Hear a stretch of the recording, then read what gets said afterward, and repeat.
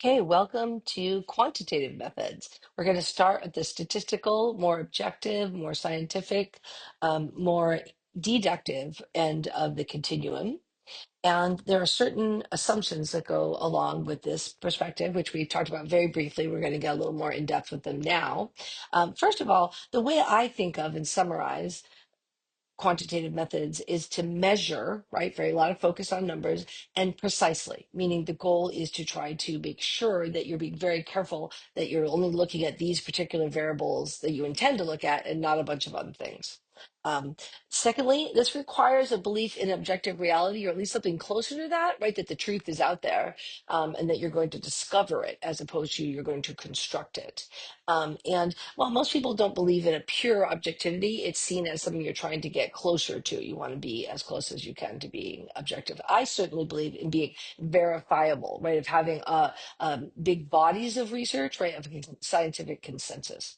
Focuses on measuring variables, right? Not just on seeing if they are there or not, but is there more or less of them, and do they correlate with other kinds of variables? And then your goal then is to generalize knowledge and say, this is how this group of people are. This is how male leaders are, or this is how gender diverse managers are, or this is how Black communities support each other, right? There's all these different ways in which people define, and people try to say more generally too, this is how Americans understand happiness, right?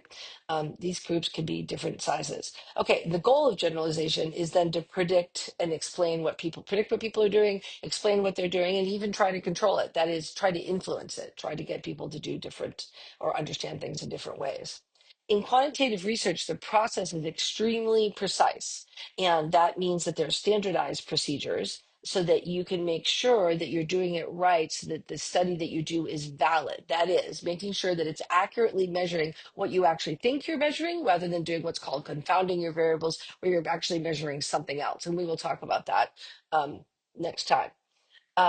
Also, in addition to validity, there's reliability, meaning is the tool that you've selected reliably work, right, with the same group of people. That is, if we tested you again in a couple of weeks, if there hasn't been any kind of big changes in your life, should you get approximately the same group, same findings, and same thing for your group. If you tested them again, should it come out about the same?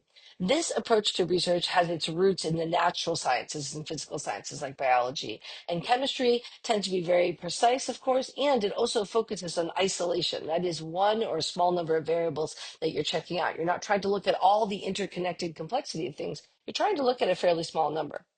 When should you do this? What kind of questions call for quantitative methods? It's when you're trying to understand cause and effect. Does exposure to pornography cause attitudes about sex and about human bodies and about women, about men, about what heteronormativity, right? That is, straight people, or does it lead to different and more diverse ideas of sexuality?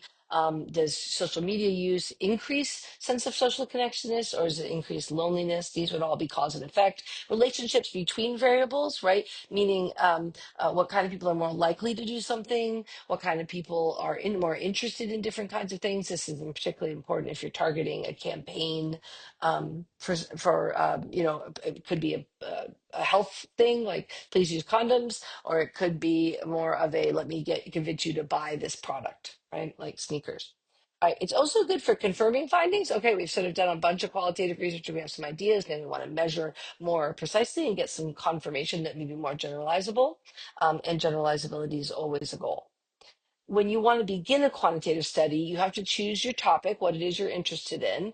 I think of the world as socially constructed, so I'm pretty broad on what I think is a communication topic. Other people want things, particularly quantitative people, want things that are tied much more specifically to a particular type of theory in communication research.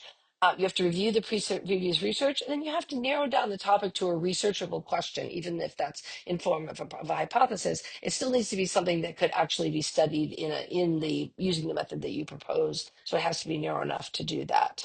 When you're trying to form a research question or hypothesis, both of which are used in quantitative research, You have a question if you're exploring something new that hasn't been tested or it's only been tested in certain ways. You want to test it in a different way. Is there a relationship between college students' consumption of TikTok videos and decreased in-person interaction with friends? Of course, it also could be increased, right? You could be that you want to show your friend all these videos and talk about them and talk about the issues that they brought up. But if you don't know, you could say, is there a relationship between these things?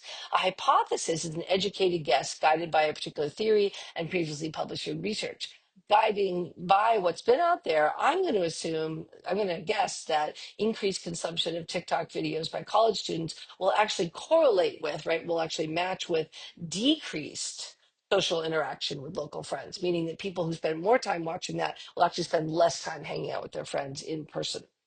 And that is something that we can test using quantitative research.